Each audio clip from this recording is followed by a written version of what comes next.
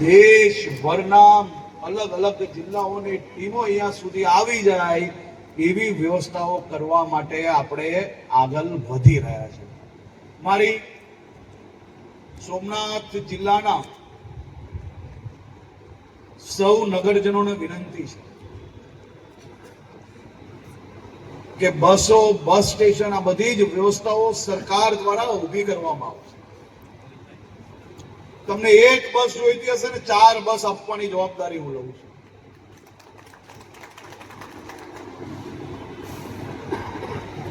અને ગુજરાતના વિધાનસભામાં મેં કહેલું ગયા વર્ષે કે આ વર્ષની વિધાનસભાનું સત્ર મળશે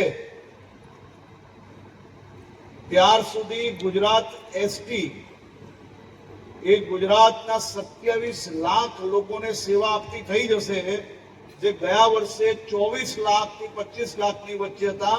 આ વર્ષે આપણે 27 લાખ પર પહોંચ્યા છે. અને આજે હું સોમનાથ દાદાના પ્રાંગણમાંથી, એટલે કે ગીર સોમનાથના આ પ્રાંગણમાંથી હું આપ સૌને કહેવા માંગુ છું કે આવનારા વર્ષમાં અમે 30 લાખ ગુજરાતના નાગરિકોને દરરોજ આ સેવા ઉપલબ્ધ કરાવીશું. આ ગુજરાતના તમામ એસટી પરિવારના સંગઠનો અહીંયા હાજર છે. તો મેં એમને જણાવ્યું હતું પહેલા જ દિવસે કે તમે મનથી આ રાજ્યના નાગરિકોની વ્યવસ્થાઓમાં મદદ કરો.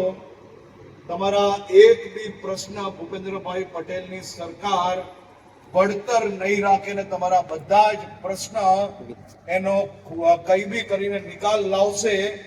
માત્ર ગણતરીના સમયમાં આ સંગઠનના મિત્રો અહીંયા ઊભા છે.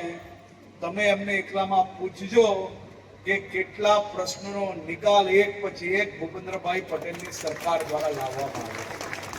અને હું મારા એસટી કર્મચારી, મારા એસટી પરિવારના ભાઈ બહેનોનો આભાર માનું છું.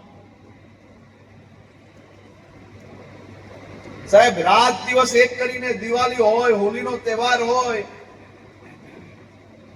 કે પછી શિવરાત્રી હોય કે આપણો સોમનાથ મહોત્સવ હોય કે પછી ગિરનારમાં જે દર વર્ષે તલેટીનો આપણો જે મેળો થતો હોય છે, એ મેળો હોય કે ડાકોર કે દ્વારકામાં હોળીના તહેવારની દરમિયાન એક્સ્ટ્રા બસોનું સંચાલન હોય,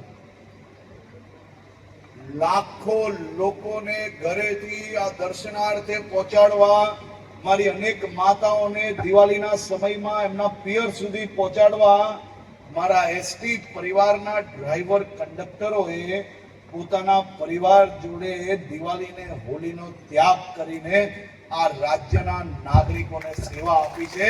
તે બદલ બી મારા એસટી પરિવારના સૌ સાથીઓનો હું આભાર માનું. હું અહીંયા બેઠેલા સૌ નાગરિકોને આશ્વસ્ત કરવા માંગુ છું કે બસ એક માંગશો તો 2 આપશો, પરંતુ આપેલી બસોને એ તમારી જ પ્રોપર્ટી છે ભાઈ. એ બસની વ્યવસ્થા તમે અમને સોંપી છે, એ જવાબદારી અમે નિભાવીએ છીએ, પરંતુ બસના માલિક તો સામે બેઠેલા જ સૌ લોકો છો. તો આ બસ એ સરકારની કે ભાડે નથી આપણે જતા. એમાં આ બસ એ આપણી પોતાની મિલકત છે. અને જેમ આપણે પોતાની ગાડીને સાફ રાખીએ છીએ ને, જેમ પોતાની ગાડીની અંદર થૂકતા નથી ને, જેમ પોતાની ગાડીઓમાં આપણે પાણીની બોટલ નથી ફેંકતા ને, જેમ પોતાની ગાડીમાં આપણે વેફરના પડીકા નથી ફેંકતા ને, એમાં બસમાં બી આ બધી આદતોમાંથી આપણે બહાર. અમદાવાદથી સીધા સોમનાથ દાદાના મંદિરે પહોંચી શકો તે માટે દેશની સૌથી લેટેસ્ટ વોલ્વો બસોની શરૂઆત કરવા જઈ રહ્યા છે. અને એ સોમનાથ દાદાના નામની આ બસો આવનારા દિવસે સોમનાથ દાદાના ભક્તોને માત્ર આ જિલ્લાના રહેવાસીઓને જ નહીં પરંતુ હજારો નવા ભક્તોને અહીંયા સુધી પહોંચાડવા માટેની સુવિધાઓ ઉપલબ્ધ કરાવશે. તમે કલ્પના કરો કે આપણા સોમનાથ દાદા પહેલું જ્યોતિર્લિંગ અને એ સોમનાથ દાદાના દર્શન અર્થે લોકો આવી શકે તે માટે જો એક પછી એક કોઈ પ્રયાસ કરવામાં આવ્યા હોય ને તો એનો શ્રેય માત્ર ને માત્ર નરેન્દ્રભાઈ મોદી સાહેબને જ આપવો પડે.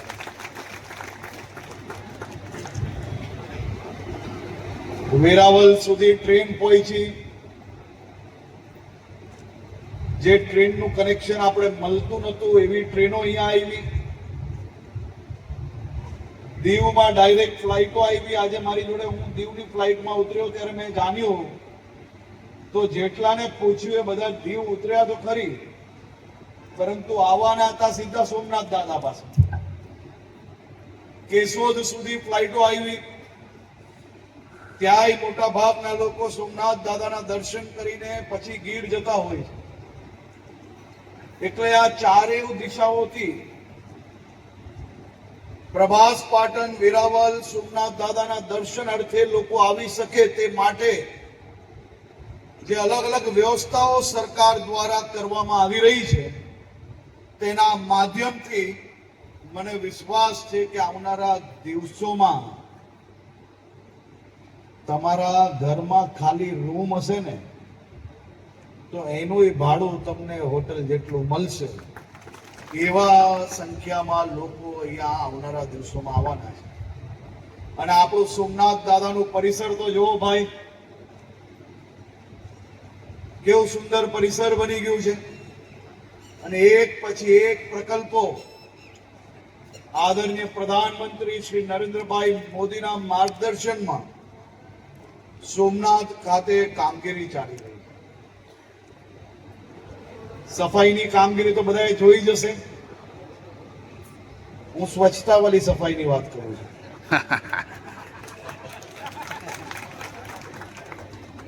અને આ સ્વચ્છતાની જે કામગીરી નગરપાલિકા દ્વારા જે ચાલી રહી છે, ટુરિઝમ દ્વારા જે ચાલી રહી છે, અન્ય વિભાગો દ્વારા જે ચાલી રહી છે, જો એમાં તમારા સૌનો સહયોગ મળશે ને તો લાખો ભક્તો અહીંયા રહેતા હશે ને એનાથી વધારે લોકો એક રાત રોકાણ આપણા સોમનાથમાં કરશે તો એનો સીધો લાભ અહીંયાના સૌ લોકલ નાગરિકોને સીધો જ લાભ મળશે. આપણે આપણા પ્રભાસ પાટણ, વેરાવળમાં સાહેબ રોડ પર કચરો ના ફેંકે તો એનાથી શું ફરક પડી જવાનો છે?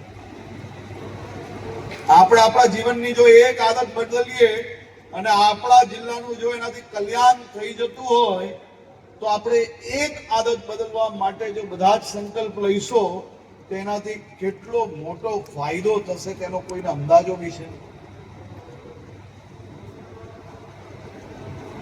દરિયાકાંઠાની રેતી પર, બીચ પર રમાતી રમતોને પ્રોત્સાહન આપવા માટે